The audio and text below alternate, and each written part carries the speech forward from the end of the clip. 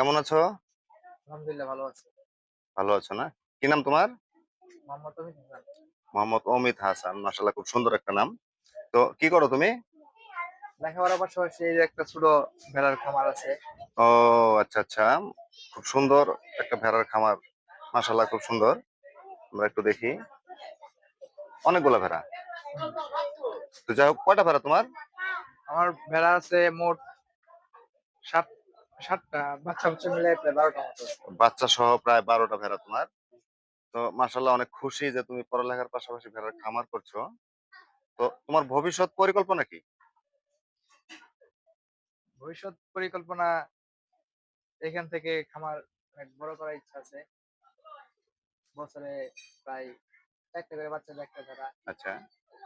যদি আল্লাহ সহায় থাকে তাহলে আস্তে আস্তে অনেক বড় হবো খামার। মাশাআল্লাহ, শুনে খুশি হলাম যে তুমি একজন তরুণ উদ্যোক্তা, যে পড়ালেখার পাশাপাশি তুমি ভেড়ার খামার করছো এবং এখান থেকে তুমি বড় কিছু করবা আশা করছো। তো আমিও দোয়া করি যে তুমি এখান থেকে অনেক লাভবান হও এবং তোমার এই উদ্যোগটা যেন সাফল্যমণ্ডিত হয়, সফলতা লাভ করতে পারো। তো আমার একটা পরামর্শ থাকবে, সেটা হচ্ছে যে সফলতার পিছনে একমাত্র দুটা জিনিস তোমাকে লক্ষ্য রাখতে হবে। একটা হচ্ছে পরিশ্রম, আর একটা হচ্ছে সততা।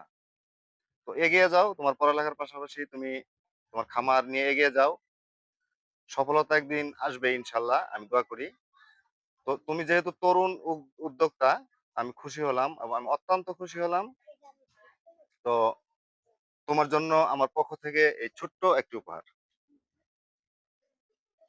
ভালো থেকো, আমি দোয়া করি তোমার খামার অনেক বড় হোক। আল্লাহ হাফেজ।